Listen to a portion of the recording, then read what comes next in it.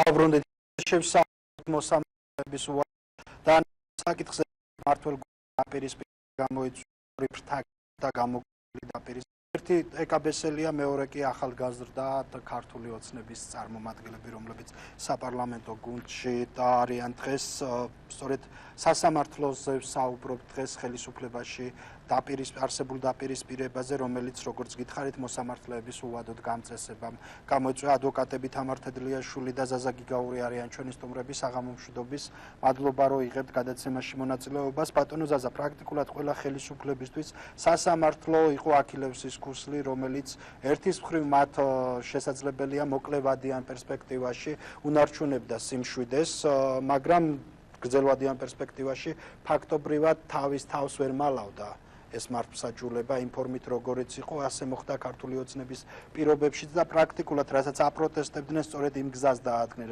რომელი მოსამართლეების გადაწყვეტილებებსაც ხშირად აკრიტიკებდნენ რომ ის მიიღებოდა ხელისუფლების მაღალი ეშელონების კარნახის შედეგად დღეს ის მოსამართლეებს ამ წესებს ქართული ოცნება უვადოდ რასთან გვაქვს საქმე პირველ რიგში მოგესალმებით ბატონო გილოცავთ ახალ წელს ყველა თქვენს მაყურებელს უცავ და სრულიად საქართველოს ახალ წელს ბედნიერება გქონდეს ახალ წელს და მშვიდობა. რაც შეეხება საკითხს, გავყოთ საკითხები ძალიან მოკლედ. პირველი, სასამართლო რეფორმა, როგორ მიმდინარეობს, მეორე, უნდა იყვნენ თუ არა კონკრეტული მოსამართლეები, დანიშნული მოსამართლედ. მესამე საკითხი, ქართული ოცნება იყო თუ არა გამოწვევის დაპირისპირება კონკრეტულად მოსამართლეების საკითხით და მთავარი საკითხი. ეს დაპირისპირება რას მოგცემს? ანუ ამ შემთხვევაში პოლიტიკურ სიტუაციაზე როგორ აისახება? პოლიტიკურ სიტუაციაზე ეს არანაირად არ აისახება ამ ეტაპზე, იმდენად რამდენადაც ქალბატონი ბესალიასთვისაც და ქალბატონი ბესალიას ახალგაზრდა, საერთოდ ქალბატონზე არ შეიძლება თქვა, რომ მე ამ შემთხვევაში მის პოლიტიკურ ძველი თაობის 2012 წლის თაობას მიეწოდება ავტორიტეტს წარმოადგენს ბიძინა ივანიშვილი, ქალბატონი ბესალიასთვისაც და იმ ახლებისთვისაც, როგორც თქვით, ამდენად პრობლემა არ არის, მათ არანაირ დაპირისპირებას არ მოგცემს. გარდა იმისა, თუ ბიძინა ივანიშვილმა თავად არ აირჩია რომელივე, მაგ შემთხვევაში კი ბატონო, ისიც დროებით. ყველა ვარიანტში დაალაგდება მაინც სიტუაცია. რაც შეეხება იყო თუ არა მიზეზი მოსამართლეების სიები დანიშნაზე. მე ერთ რამეს ვერ ვიგებ, მოდი გავარკვევთ. საქართველოს უზენაეს სასამართლო 80%, 90% საქმეებს წარმოებაში სისხლზე არ იღებს.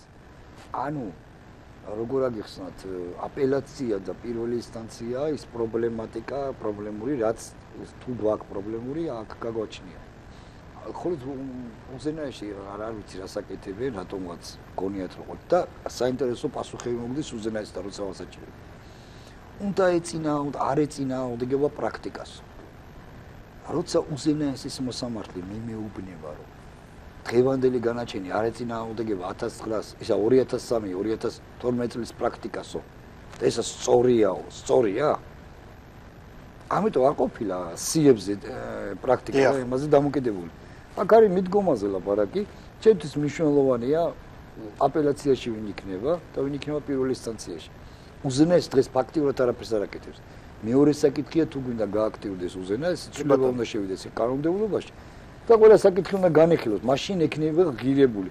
საერთოდ მნიშვნელობა არ აქვს ვინ იქნება. მე მახსოვს, ანუ ცვლილებები უნდა დაიწყოს ქვემოდან, პირველი ინსტანციის და მეორე ინსტანციის სასამართლოებიდან.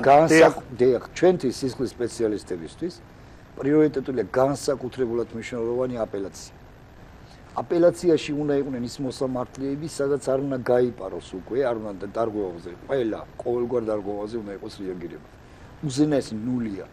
დღეს თავისი მდგომარეობით, რადგან ერთადერთი საქმე მახსენდება სააკაშვილის პერიოდშიც ისიც 23 წელი ქონდა კაცი მისჯილი და გააქვმეს, გავიმარჯვე იმ საქმეში 20 წელი მოეხსნა. სააკაშვილის 2009 წელს გეუბნებით. აქეთკენ უზენაეს არაფერი არ გაუკეთებია. გარდა იმისა, რომ ერთი განაჩენი შეცვალა და კაცი პატიმრობაში აიყვანა. ანუ მე ვერაფერს ღირებულს ჩემი აზრით უზენაესის მოსამართლე საერთოდ არ დადიოდნენ სამსახურში, საერთოდ რო კარს გააკეთებდნენ სისხლში ვიძახიან. იმიტომ რომ იმას მაინც არ მოგცემე პასუხს რომ პრაქტიკაო ისაო ბოდიში არ ეწინააღმდეგება მოგქვეთ პრაქტიკასო ანუ სააკაშვილის მოგქვეთ პრაქტიკასო მაგას გეუბნებიან რაც შეეხება თავარ საკითხს რამდენად სწორად მიმდინარეობს რეფორმა სასამართლოში უნდა დაინიშნონ თუ არა ის მოსამართლეები რომელმაც თავი გამოიჩინეს სააკაშვილის პერიოდში სააკაშვილის გინდას ნებისმიერ ამნიშნულად შევარდნაძე სააკაშვილი თუ ივანიშვილი. თუმცა სწორედ ორიენტირი, როდესაც გვაქვს სასამართლო ხელისუფლების ყველაზე არასამართლიანი მეთოდის, ეს იყო სისტემურად საუბრობს, სწორედ სააკაშვილის დროს, რა დროსაც ერთი ხელიდან იმართებოდა და პრაქტიკულად სასამართლო ხელისუფლება იყო ხელისუფლების ტყვეობაში. არა. არც ერთ შემთხვევაში. სააკაშვილის პერიოდში მოსამართლეები თავად აქტიურობდნენ. დილით შუადღი და საღამოთი მღეროდნენ დარია თუ ავდარიას, მთელი პასუხისგებლობით ვიძახით და პატაკებს უგზავნებდნენ იმას სააკაშვილს, რომ შენი ბრძანება შევასრულეთო თავად. და თვითონ ზეწოლა არ იყო და კიდევ არ იყო ისე. ბატონოლადო რაში სჭირდებოდა ზეწოლა, როცა თავად იყო მოწადინებული. ანუ ზეწოლა იცი ვის სჭირდება? მაგალითად განსხვავებული პოზიცია აქვს და იმას სჭირდება ზეწოლა, კი ბატონო დასჭირდება. სულ ყველა გარეკეს. აი თამართან ვიდრე გადავალთ, მურუსიძის ფაქტორზე მიდაკითხოთ. დიახ, როდესაც დღეს არის პრაქტიკულად ხშირად სწორედ სასამართლოს ხელისუფლება როგორია ქვეყანაში დღეს არის მურუსიძეო, საუბრობენ დღეს უკვე არა ქართული ოცნების წარმომადგენლები, არამედ ის ადამიანები, ვინც აპროტესტებდნენ მის სასამართლოში ყოფნას, მის მიერ გამოტანილი გადაწყვეტილებებიდან გამომდინარე და დღეს ქართულ ოცნებას კითხვები აღარ უჩდება. პრაქტიკულად მურუსიძეს ჩააბარა სასამართლო ხელისუფლება. თქვენი შეფასება როგორი იქნება აი მურუსიძის ფაქტორთან? ჩემს სუბიექტური მიდგომა ყოველთვის მურუსიძეზე ვიცახ, იმიტომ რომ ვიცნობ მომაკვირეუნებას ძალიან კარგად, ძალიან იმაზე კარგად ვიდრე სხვები. მე ერთი რამე მაგრად ვიცინე იმასთან დაკავშირებით, რომ ზოგიერთი სახე რომ გამოვიდა, მე ვარ ლევან მურუსიძე, გული გამესკდა. ღმერთმა დაიპაროს ლევან მურუსიძე იმათნაირი ყოფილიყო. წარმოდგენა არ აქვს პიროვნულად როგორია მურუსიძე ლევანი. და არა მაქვს მე ჩვევები, არც მივეფერო ვინმეს და არც დავაკლო. ღიად ვიძახი მე მურუსიძეს პატივს ვცემ და ამ შემთხვევაში როცა მურუსიძეს პრეტენზიას უყენებენ, უნდა ჩამოვაყალიბებენ რასთან დაკავშირებით უყენებენ და რატო? არსებობს სასამართლოს განვითარება, ხო? რითი განვითარდა შევარდნაძის დროინდელი სასამართლო სააკაშვილის და რა პლუსი რა მინუსი? პირველი კორუფცია არისო.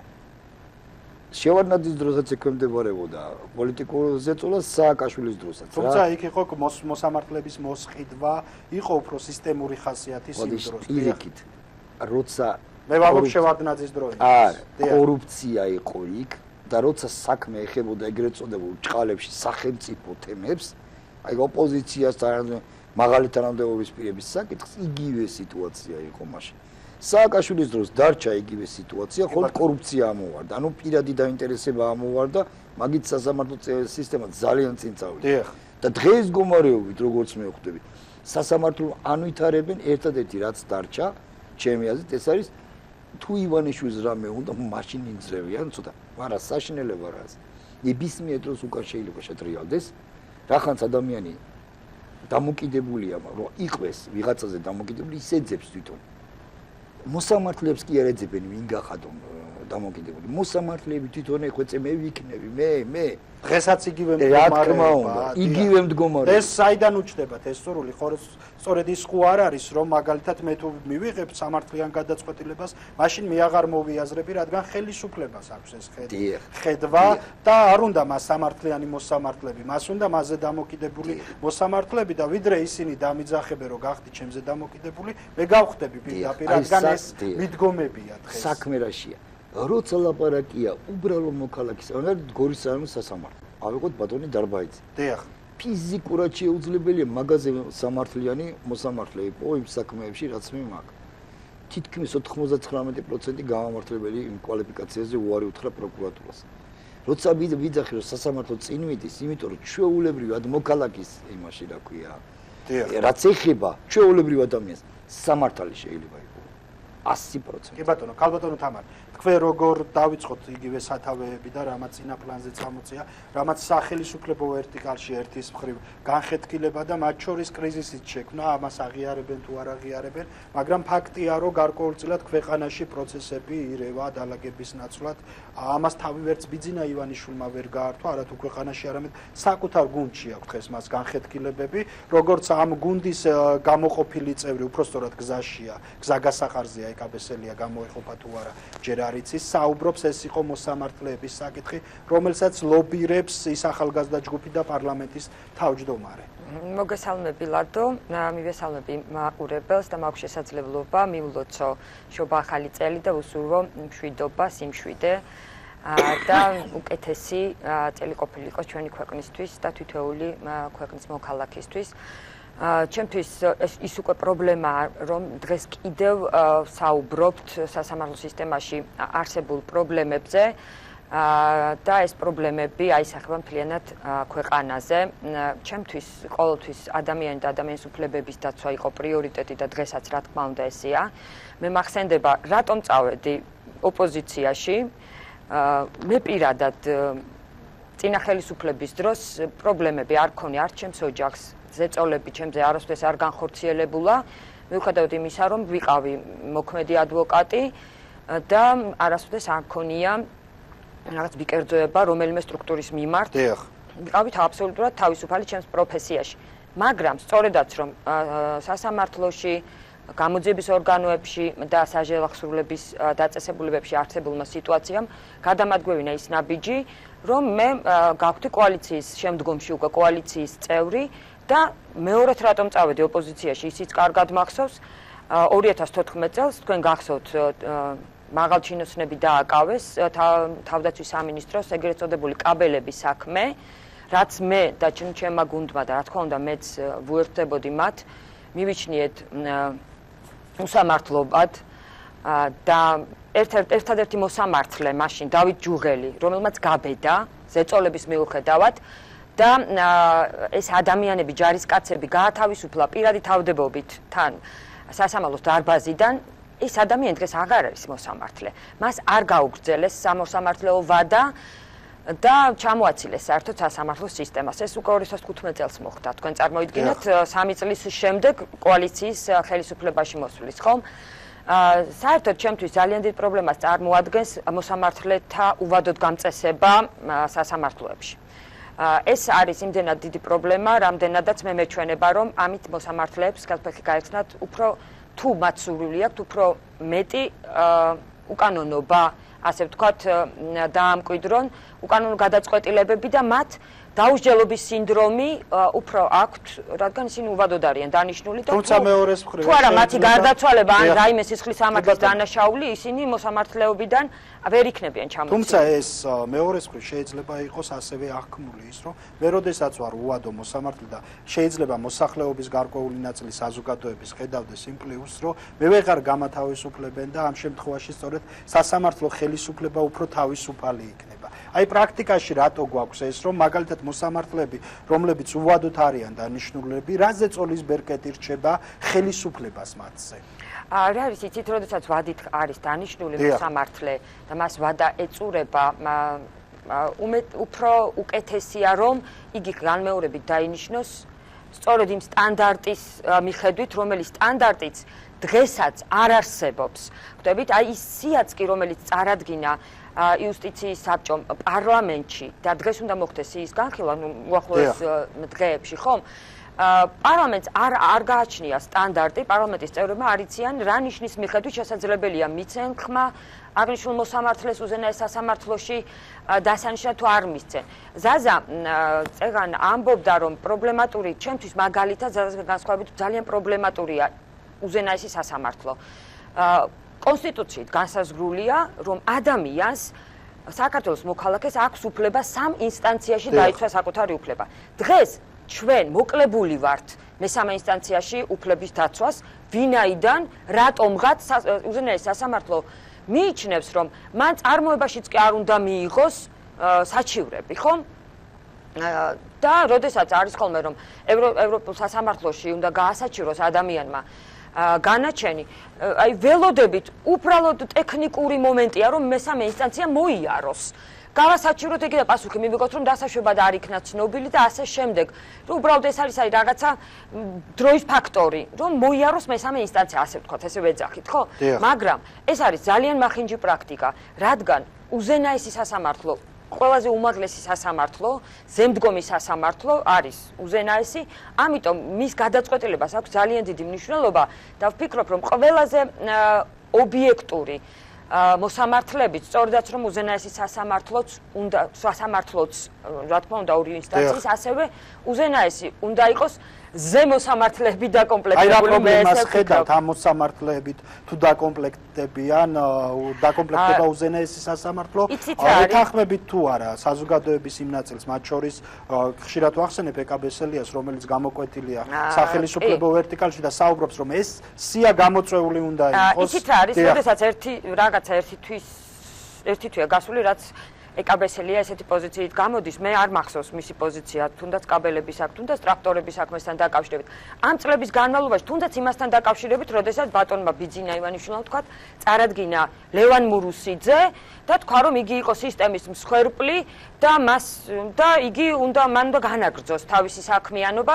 ნუ ფაქტობრივად მურუსიძე ეს იყო, კრეფსითი სახელი იყო და არის მე არ მინდა მხოლოდ ლევან მურუსიძეზე იყოს აქ აქცენტი.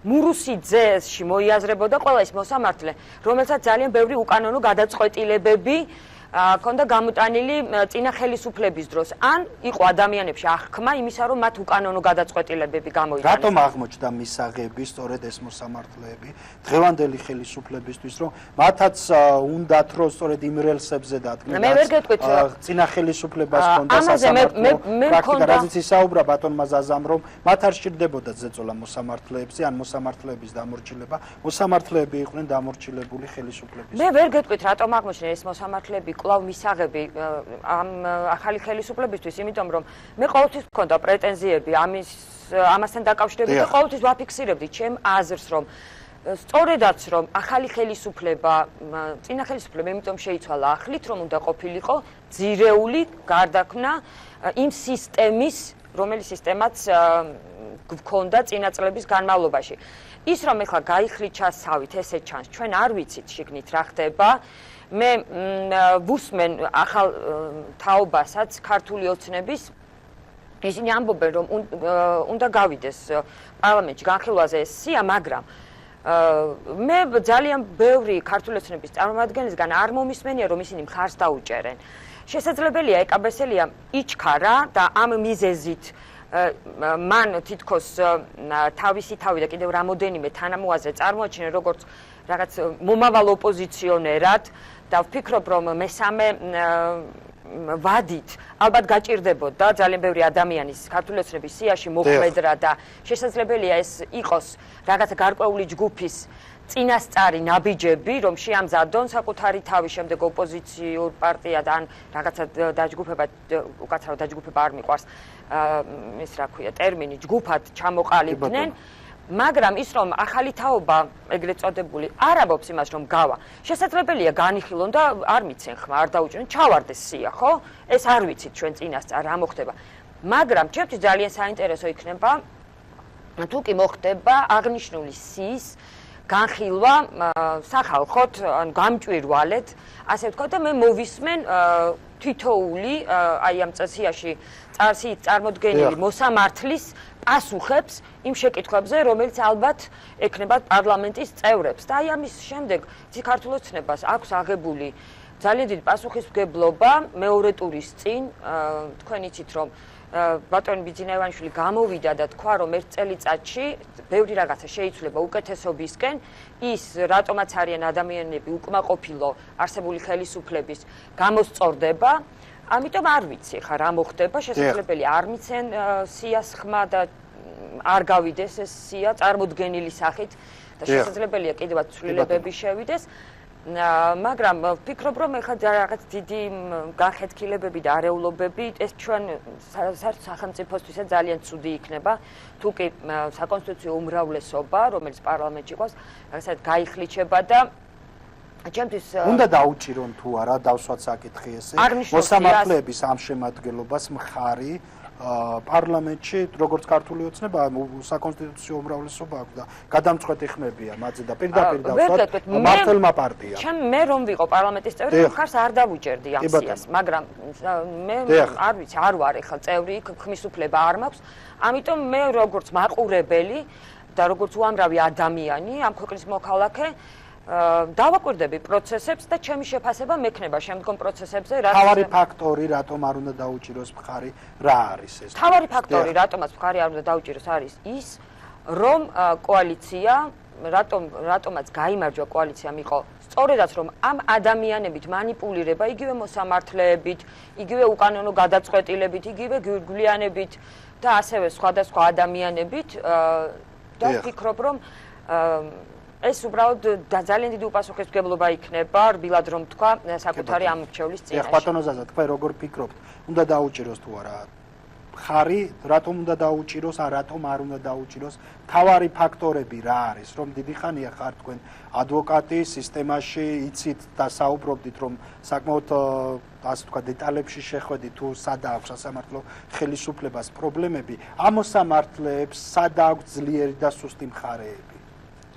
მე მინდა ქალბატონი თამარის აზრი აქვე დავეთანხმო ბატონ ჯუღელთან დაკავშირებით, ანუ ორის განსხვავებული ხედვის და აზროვნების მე და ქალბატონი თამარი ერთის გამოვეჩევით ერთი და იგივე მოსამართლეზე რომ იძახის რომ ის მართლაც ღირსეული იყო ეს მას ნიშნავს რომ და ძალიან ბევრი ადვოკატი იტყვის რომ ძალიან ღირსეული პიროვნება იყო ერთ-ერთი მოსამართლე იყო ვინც საპროცესში დახმება არ დაამტკიცა საინტერესო პრეცედენტი მოხდა იმიტომ რომ ბრალდებულს ზეწოლის ქვეშ იყო ნარკოტიკთან დაკავშირებით და პროცესზე უთხრა მოსამართლეს რომ თანახმა ხართო მაგრამ სხვა საშუალება მაქვს და არ დაამტკიცა ძალიან გამოირჩეოდა პრინციპულობით.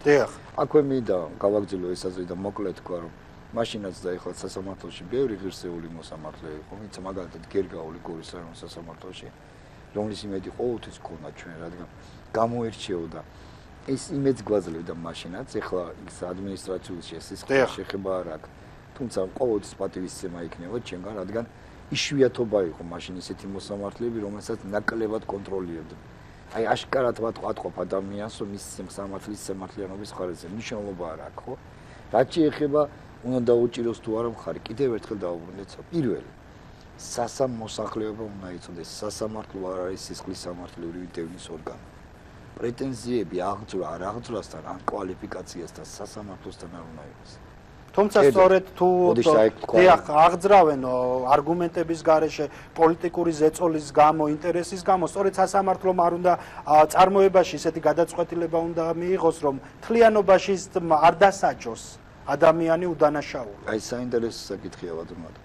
ის რომ რას აკეთებს სასამართლო? წარდგენილ კვალიფიკაციაში. სასამართლო ვერ შეცვლის ცუდისკენ კვალიფიკაციას. მან არ უნდა გაამართლოს, არ უნდა გაამტყნოს იმ კვალიფიკაციაში, რაც წარდგენილია. ან შეუწყვეტოს უფრო სუბ კვალიფიკაციას. გვირგვინების საქმეზე სასამართლოს საშუალება არ ქონა გაეზარდა. სისხლის სამართლების დევნის ორგანო არ არის სასამართლო. და რაც შეეხება იმას, რომ მოსამართლე აქტიურად უნდა იყოს ჩაბმული, მე არ მიმაჩნია ასე. პროკურატურა იმიტომ არის და დაცვა. წარუდგინა ბრალი, იმჯერ თუ მეტის წარდგენა გინდა, წარადგინე რა. და ამ რაც შეეხება უზენაეს სასამართლოს ჩვენ ამერიკულ პრაქტიკას ვცქერივართ, სადაც უზენაეს სასამართლო პრაქტიკას ამკვიდრებს. ეგ ამიტომ თქვი სიტყვები. დღეს მაგას ვკითხულობ მე. ქალბატონი თამარისთვის მიშონ, ჩემთვის არ არის მნიშვნელოვანი და რატო? ჩვენ უზენაესი პასუხობთ თქვენს საქმე მოცემულ პრაქტიკისთვის, რაც შექმნილია. მნიშვნელოვანი განსხვავებული არ არის. ანუ რაც სააკაშვილის დროს ყველა საქმე ხო ინდივიდუალურია ზაზა და ინდივიდუალურად უნდა გაიგოს. სააკაშვილის არა, უზენაეს დანიშნულება არ არის. სააკაშვილის დროს მიღებული პრაქტიკა რაც გვაქვს, იმისგან ეს ახალი განაჩენი არ განსხვავდება. ანუ რას ნიშნავს ეს? ესეც ისეთია. და რა მნიშვნელობა აქვს იქნება უზენაესის მოსამართლეში? ანუ ის ხედვა უზენაესმა ყველა საქმე უნდა განიხილოს თუ არა, რაც კონსტიტუციაში რო წერია.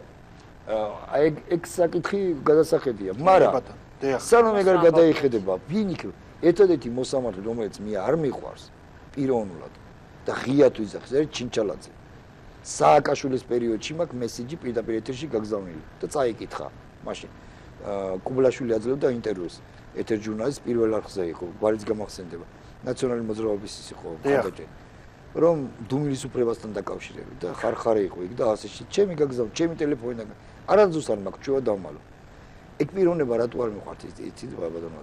სიმბოლოა ჩემთვის იმისა, რომ გინდაც მონუსიძეებს და ასე შემდეგ ვითომ რაღაცა როგორ გითხრათ ჩინჩალაძია ის პრობლემა რაც სასამართლოს ქონდა და არა მონუსიძე.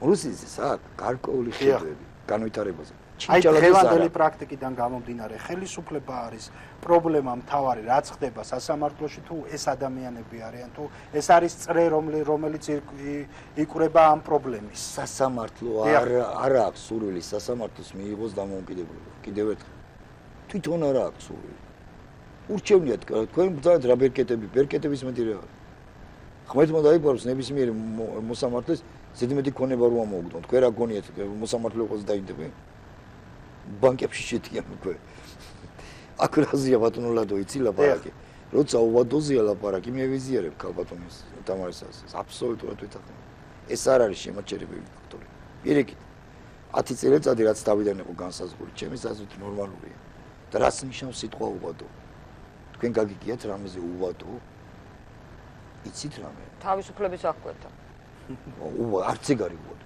კი ბატონო და დავამთავრებ უნდა მისცენ თუ არა პარლამენტის წევრებმა იმ სიას მე კითხვას უბრუნებ ჩინჩალაძის გარდა იმიტომ რომ ბერონება შეიძლება კაი ადამიანი მაგრამ არ მოწოს რა ვქნა მე კითხვას უბრუნებ სხვა ვინ აკავთ რომ ვინ წარმოადგენენ მაინტერესებს ანუ თუ ვინმე დღეს მეტყვის რა ეს მოსამართლე დავაყენოთო ჩვენ იმ მოსამართლეებს ვისაც ჩვენ პატივს ვცემთ იმათ არ დააყენებთ თქვენ მაგაზე არ ნერვიულობთ კი ბატონო სხვების ვისაც დააყენებენ რა მნიშვნელობა აქვს ინტელექტით ანუ თავის სიძლიერით განსხვავდებიან თუ წესი ერთი აქვს კი ბატონო ლევან კობეაშვილი რომელიც არის უმრავლესობის წევრი და ხშირ შემთხვევაში ისიც გამოირჩევა განსხვავებული მოსაზრებით სხვა უმრავლესობის წარმომადგენლებისგან იუსტიციის საბჭოს ამ ფორმულირებით არსებობას დასვა კითხვის ნიშნის ქვეშ და თქვა რომ არ უნდა არსებობდეს ამ ფორმით რადგან გარკვეულწილად კრიზისის მატარებელია და ვერ ართმევს თავზე დაკისრებულ თავს იმ გამოწვევებს თავს რაც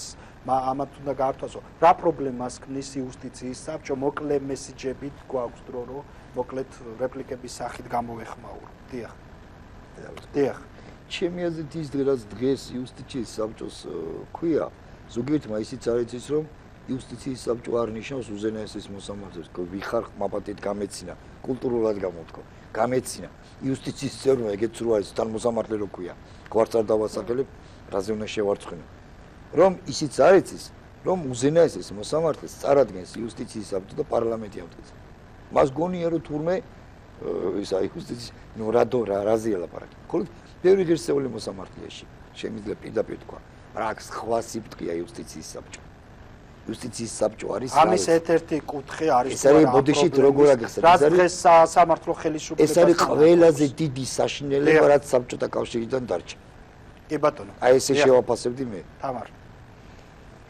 ზაზას დავეთანხმები ძალიან დღეს მე მოვისმინე ერთ-ერთი იუსტიციის საბჭოს წევრი მოსამართლის დიახ სხვაებიც ეგრე ფიქრობენ არ ინერვიულად და ჩემთვის ძალიან გასაოცარი იყო ის რომ ამ მოსამართლის იუსტიციის საბჭოს წევრს გონია რომ იუსტიციის საბჭო ნიშნავს უზენაეს სასამართლოს მოსამართლეებს იუსტიციის საბჭო ადრეც და ეხლაც რაღაცნაირად ჩამოყალიბდა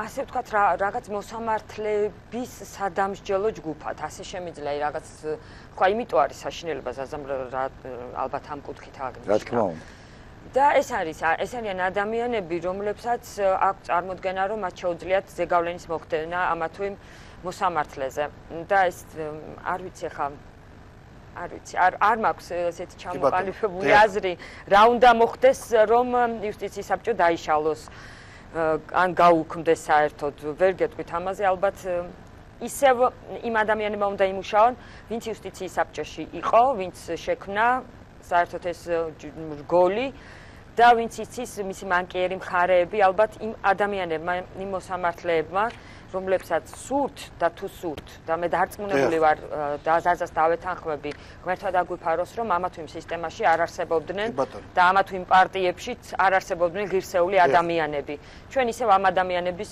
იმედად ვართ და მე ძალიან დიდი იმედი მაქვს რომ აი ეს დაპირისპირების მსგავსი რაღაცა მოძრაობა რაც ახლა შეინიშნება არაისახება ჩვენი ქვეყნისთვის ნეგატიურად და ხვალდაზე გვისაუბრებთ იმაზე როგორ განვითარდეს ქვეყანა და რაღაცა თემები გვექნება სხვა დასრულდება წრეზე ტრიალი და რამოდენიმე წლის განმავლობაში და თუმცა აი ამ ერთ-ერთი თემებზე შემადგენლობით საუბარი. რამდენად დასრულდება და რა მოლოდინი უნდა გქონდეს, სწორედ როდესაც ამ მოსამართლეებს უადოდ განაწესებენ, რომ ისინი დაალაგებენ სასამართლო ხელისუფლებაში არსებულ სიტუაციას. რა არის ის 2020 წელი არ არის შორს და ვფიქრობ, რომ ადამიანები, ვინც აკონტროლებს ხელისუფლებას, თუმცა არის მათი მომხრე, მაგრამ მაინც აკონტროლებს და ის ადამიანები, ვინც არ ვართ პარტიებში, მაგრამ ვართ ამომრჩეველი 2020 წლის არჩევნებზე, ვფიქრობ, რომ დავაფიქსირებთ კვლავ ჩვენს აზრს. კი ბატონო, წეღან ქალბატონმა თამარმა ეკაბესელიას გულწრფელობაში ეჭვი შეიტანა და თქვა, რომ ეს გარკვეულ პოლიტიკურ თამაშებს უკავშირდება მისი პოზიციები, სწორედ და უბრალოდ დაემთხვა ამ მოსამართლეების საკითხს. თქვენ როგორ ფიქრობთ, თქვენც კითხვის ნიშნის ქვეშ აყენებთ მის გულწრფელობას ამ შემთხვევაში, რომ ეს იყო გუნდის ერთ ფრთასთან დაპირისპირების მთავარი საკითხი, მოსამართლეების საკითხი? მე არც ახასი არ უცქერება. პოლიტიკოსი, იმიტომ პოლიტიკოსი ნებისმიერი საკითხი გამოიყენოს იმ დროისთვის, სათავისოდ არა, იმ გუნდისთვის, რომელსაც წარმოადგენს. მე რამეს ვხედავ ბატონო რატო და ჩემი სიტყვა დაევსოთ. იმდენს ცდილობს ოცნება, რომ ძალიან დიდ ნოსტალგიას უჩენს ქართულ ხალხს სააკაშვილისადმი. რაც უფრო მეც ლაპარაკობენ, მით უფრო მეტად უყვარდება ხალხს მიშა სააკაშვილის საშინელება რა ევროპული საქართველოს უკვე გადადგა და ოცნება მაინც მაგისკენ მიდის. ყოველდღიურად ცდილობენ რაც შეიძლება მეტი ნაციონალი გახადონ და ღმერთმა ხელი მოუმართო თუ ეგრე უნდათ რა პრობლემა აი ჩამოვა მიშა მართლა და მე მისად გაიქცევა დავინახოთ უზენაესის მოსამართლეები მყავს ხედულობაში. კარგი, ძალიან დიდი მადლობა იმისთვის, რომ მიიღეთ გადაცემაში მონაწილეობა. ჩვენ საუბრობდით სასამართლო ხელისუფლებაზე და საუბრობდით იმ სიაზე, რომელიც ამ დღეებში ალბათ უკვე უნდა მოუწევს პარლამენტს, რომ დაამტკიცოს. ზაზა გიგაური და თამარ თედრიაშვილი ადვოკატები იყვნენ გადაცემის მეორე ბლოკის სტუმრები. მე გემშვიდობებით ხვალ უკვე შესვენების საათში შევხვდებით ერთმანეთს ნახვამდის.